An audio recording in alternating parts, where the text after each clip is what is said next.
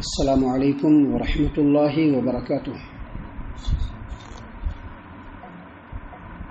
اعوذ باللہ من الشیطان الرجیم، بسم اللہ الرحمن الرحیم۔ یا ایہا الذین آمنوا لا تخونوا اللہ والرسول وتخونوا اماناتکم وانتم تعلمون۔ اے ایمان والو، تم لوگ اللہ اور اس کے رسول کے ساتھ خیانت نہ کرو، اور دیدہ و دانستہ تم لوگ جانتے بوجھتے اللہ اور اس کے رسول کے ساتھ خیانت مت کرو، اور اپنے آپس کی امانتوں میں بھی خیانت نہ کرو۔ محترم سامعین کرام، سورۃ الانفال سورہ نمبر 8 اور اسی سورت سے آیت نمبر 27 آپ کے سامنے تلاوت کی گئی۔ آیت کریمہ کا ترجمہ بھی آپ کی خدمت میں پیش کیا گیا۔ اللہ تبارک و تعالیٰ نے ایمان والوں کو مخاطب کیا اور کہا، یا ایھا الذین آمنوا لا تخونوا اللہ والرسول وتخونوا اماناتکم وانتم تعلمون۔ اے ایمان والو، جانتے بوجھتے ہوئے دیدہ و دانستہ اللہ اور اس کے رسول کے ساتھ خیانت مت کرو، اور اپنے آپس کی امانتوں میں بھی خیانت مت کرو۔ سامعین کرام، اس آیت کریمہ میں اللہ تبارک و تعالیٰ نے بالخصوص ایمان والوں کو مخاطب کیا ہے، اور جیسا کہ یہ بات معلوم ہے کہ قرآن کریم کے اندر جب اللہ تبارک و تعالیٰ کہیں پر بھی یا ایھا الذین آمنوا کہتا ہے تو وہاں پر ایمان والوں کو الرٹ ہو جانا چاہیے، ایمان والوں کو ہوشیار ہو جانا چاہیے، اپنے آپ کو بالکل متنبہ کر لینا چاہیے کہ اب جو بات بیان کی جا رہی ہے اس میں اللہ تبارک و تعالیٰ ہم کو حکم دے رہا ہے، اور وہ ہمارے لیے دین ہے، ہمارے لیے شریعت ہے۔ جس چیز کا حکم دیا جا رہا ہے اس چیز کو کرنے کی بھرپور کوشش کرنی چاہیے، اور جس چیز سے روکا جا رہا ہے اس سے ہر حال میں رکنے کی کوشش کرنی چاہیے۔ محترم سامعین کرام، آیت کریمہ میں اللہ تبارک و تعالیٰ نے ایمان والوں کو مخاطب کیا اور کیا کہا، یا ایھا الذین آمنوا، اے ایمان والو، لا تخونوا اللہ والرسول، اللہ اور اس کے رسول کے ساتھ خیانت مت کرو، وتخونوا اماناتکم، اور آپس کی امانتوں میں بھی خیانت مت کرو، وانتم تعلمون، اس حال میں کہ تم جانتے ہو کہ ایسا نہیں کرنا ہے۔ تو جانتے بوجھتے ہوئے اللہ اور اس کے رسول کے ساتھ بھی اور اپنی امانتوں میں بھی خیانت مت کرو۔ یہاں پر جب امانتوں میں خیانت کی بات آتی ہے تو عام طور پر یہی سمجھا جاتا ہے کہ امانت سے مراد کوئی کچھ پیسہ دے دے یا کچھ حوالے کر دے اور اس کی نگرانی کی جائے، اس کے اندر خیانت نہیں کیا جائے۔ لیکن یاد رکھیے، امانت اور امانت میں خیانت یہ بالکل عام ہے۔ انسان کی پوری زندگی کے اندر بہت ساری امانتیں ہیں جس کے اندر خیانت نہیں کرنا ہے۔ اللہ تبارک و تعالیٰ سے خیانت نہیں کرو، اللہ کے رسول سے خیانت مت کرو، اور آپس میں ایک دوسرے کی امانتوں میں خیانت مت کرو۔ یہی جملہ اور یہ آیت کریمہ اس بات کو واضح کرتی ہے کہ صرف روپیہ پیسہ امانت نہیں ہے، یا کوئی قیمتی چیز امانت نہیں ہے، بلکہ امانت داری اللہ کے ساتھ بھی ہونی چاہیے، امانت داری اللہ کے رسول صلی اللہ علیہ وسلم کے ساتھ بھی ہونی چاہیے، اور امانت داری آپس میں ایک دوسرے کے ساتھ بھی ہونی چاہیے۔ سامعین کرام، اس کی تفصیل میں اگر ہم جانا چاہیں تو ہمیں یہ پتہ چلتا ہے کہ اللہ تبارک و تعالیٰ کے ساتھ بھی ہمارا عہد و پیمان ہے، ہمارے وعدے ہیں جو ہم نے اللہ تبارک و تعالیٰ سے کر رکھے ہیں۔ جیسا کہ قرآنی آیات سے یہ بات معلوم ہے کہ اللہ تبارک و تعالیٰ نے عالم ارواح میں تمام انسانوں کی روحوں کو پیدا فرما کر کے یہ عہد لیا، یہ وعدہ لیا کہ بتلاؤ میرے علاوہ تمہارا کوئی رب ہے یا نہیں؟ سبوں نے کہا کہ نہیں، آپ کے علاوہ کوئی رب نہیں پورے کائنات میں۔ اس کا مطلب یہ ہے کہ ایک انسان جب اس روئے زمین پر پیدا ہوا تو اللہ تبارک و تعالیٰ کے وعدے سے بندھا ہوا پیدا ہوا ہے۔ اس کے بعد جب اللہ تبارک و تعالیٰ نے دین اسلام کو نازل فرمایا، اس کے بعد وہ اس عہد سے بندھ گیا جب وہ کہہ دیا کہ میں گواہی دیتا ہوں کہ اللہ کے علاوہ کوئی عبادت کے لائق نہیں، اور میں گواہی دیتا ہوں کہ محمد عربی صلی اللہ علیہ وسلم اللہ کے رسول ہیں۔ تو اب جو دین اسلام ہے اور دین اسلام کے جو بھی احکام ہیں، ان تمام احکام کی پابندی کرنا یہ مسلمانوں کے اوپر اور انسانوں کے اوپر بالکل لازم ہے۔ جو ایسا کرتا ہے وہ امانت کو ادا کرتا ہے، جو ایسا نہیں کرتا ہے وہ خیانت کرتا ہے۔ دیکھیے، اللہ تبارک و تعالیٰ نے قرآن کریم کے اندر واضح طور پر فرمایا کہ انا عرضنا الامانۃ علی السماوات والارض فابین ان یحملنها واشفقن منها وحملها الانسان۔ ہم نے اس دین کو، دین اسلام کو جو امانت ہے، آسمانوں پر بھی، زمین پر بھی، پہاڑوں پر بھی اتارنا چاہا، لیکن ان لوگوں نے انکار کر دیا. اور کس نے ایکسپٹ کیا؟ انسانوں نے ایکسپٹ کیا. انسانوں نے ایکسپٹ کیا. اللہ نے کہا کہ انسان جو ہے وہ بالکل نادان اور بالکل ظلم کرنے والا اور جاہل اور نادان ہے. اس نے اٹھا لیا. جب اٹھا لیا تو اب اس کو ادا کرنا ہے. تو اللہ تبارک و تعالیٰ کے ساتھ بھی امانت داری، جو عہد و میثاق اللہ تبارک و تعالیٰ نے ہم سے لیا ہے، جس کو انسان اگر مکمل طور پر پورا کرے وہ اللہ کا نافرمان نہیں ہو سکتا ہے. اللہ تبارک و تعالیٰ نے یہاں پر فرمایا یا ایھا الذین آمنوا لا تخونوا اللہ، اللہ تبارک و تعالیٰ کے ساتھ خیانت مت کرو. ایک تو اللہ نے تم کو انسان بنایا، اسلام تمہارے اوپر نازل کیا، اس کی پابندی کرنا ہے. دوسرا، انسان اپنی طرف سے بھی اللہ سے وعدہ کر لیتا ہے.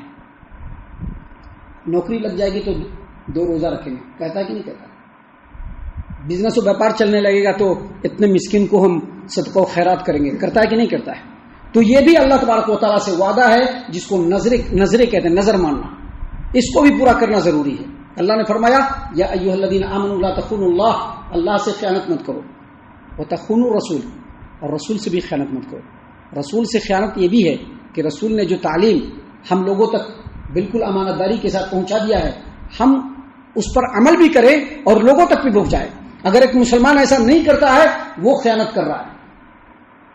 اور خیانت یہ بھی ہے کہ اللہ کے رسول صلی اللہ علیہ وسلم سے کوئی عہد کیا، ان کی زندگی میں کوئی بیعت کیا اور اس کو پورا نہیں کر رہا، اس سے راہ فرار کا سوچ رہا، یہ بھی خیانت ہے. اللہ تبارک و تعالیٰ نے کہا کہ ایسا مت کرو، اللہ اور اس کے رسول سے خیانت مت کرو. محترم سامعین کرام، یہ عہد و معاہدے جو انسان سے ہوتے ہیں وہ صرف اللہ اور اس کے رسول کے ساتھ نہیں بلکہ آپس میں انسانوں کے ساتھ بھی عہد و معاہدے ہوتے ہیں. ہوتے کہ نہیں ہوتے؟ عہد و معاہدے ہوتے ہیں. ایک ملک ہے مسلمان، دوسرے ملک سے وہ معاہدہ کر رہا ہے، ہم لوگ ایسا ایسا کریں گے، ایگریمنٹ پورا ہوتا ہے، سگنیچر ہوتا ہے. یا ایک آدمی دوسرے انسان سے معاہدہ کرتا ہے، یہ بھی معاہدہ ہے، اس کو بھی پورا کرنا، یہ بھی امانت ہے. ایک انسان ایک مرد اگر کسی عورت سے نکاح کرتا ہے اور ایک عورت اگر کسی مرد سے نکاح کرتی، یہ بھی معاہدہ، یہ بھی امانت ہے. اس میں بھی جو حقوق مردوں کے اوپر عائد ہوتے ہیں اس کو پورا کرنا چاہیے، اور جو حقوق عورتوں کے اوپر عائد ہوتے ہیں، اب بیوی کے اوپر بھی حق ہے، بیوی بھی ادا کرنا، اور مرد کے اوپر بھی حق ہے، مردوں کو بھی ادا کرنا ہے. اگر وہ اپنے حقوق کو ادا نہیں کرتے ہیں وہ امانت میں خیانت کرنے والے ہیں. سامعین کرام، اسی طرح سے عہدہ اور منصب بھی ہوتا ہے نا، یہ بھی امانت ہے. کسی کو عہدہ ملا، ملک کا عہدہ ملا، پرائم منسٹر بن گیا، وزیر بن گیا، یا کوئی دوسرا جو ہے منسٹر بنا، ذمہ داری اس کو بھی ملی. شہر کا بھی ذمہ دار بنتا ہے، سماج و معاشرے کا بھی ذمہ دار بنتا ہے، مسجدوں کا اور مدرسوں کا بھی ذمہ دار بنتا ہے. تو یہ جو ذمہ داری اور عہدہ جو ملا ہے وہ لوگوں کے سامنے بڑا بننے کے لیے نہیں، بلکہ ذمہ داری جو عہدہ اور ذمہ داری جو ملی وہ امانت کے طور پر ملی. اس کو اگر کما حقہ ادا کر رہے ہیں تو امانت کو ادا کرنے والے ہیں، اور اگر اس کو کما حقہ ادا نہیں کر رہے ہیں تو یقینی طور پر خائن اور بددیانت ہے وہ انسان، خائن ہے وہ انسان، خیانت کرنے والا وہ انسان ہے.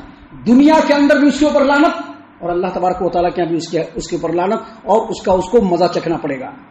اللہ نے فرمایا وَلَا تَخُونُوا یا ایھا الذین آمنوا یا ایھا الذین آمنوا لا تخونوا اللہ والرسول وتخونوا اماناتکم.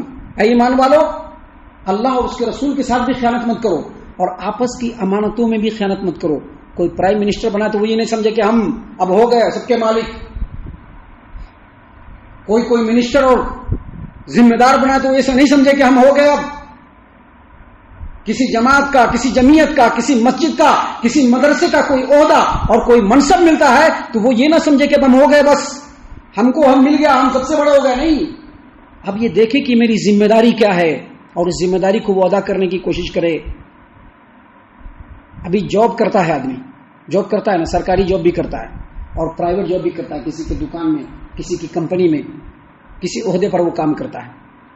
کام کرنے کے لیے جب گیا، اس کا جو سیلری ہے وہ فکس ہو گیا اور کام بھی فکس ہو گیا کہ اتنے گھنٹے سے اتنے گھنٹے تک آپ کو کام کرنا ہے.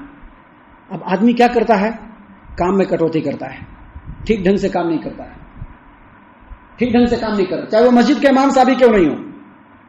چاہے وہ کسی مدرسے میں پڑھانے والا کوئی عالم دین ہی کیوں نہیں ہو، یا کسی بھی عہدہ اور منصب پر کام کرنے والا کوئی بھی انسان کیوں نہیں ہو، چاہے وہ سرکاری نوکری کر رہا ہو یا پرائیویٹ جاب کر رہا ہو، تنخواہ وہ پورا لے لے اور کام پورا کرے تو وہ امانت ادا کر رہا ہے، لیکن تنخواہ پوری لے رہا ہے اور کام پورا نہیں کر رہا ہے۔ ابھی ہوتا ہے نا سرکاری نوکری والے لوگ، بڑے بڑے متقی اور پرہیزگار لوگوں کو دیکھا ہے، آج نہیں جائیں گے اور لوگوں کو کہہ دیں گے کہ آج تم میرا حاضری لگا دینا اور کل جب میں آؤں گا تو میں تمہارا حاضری لگا دوں گا۔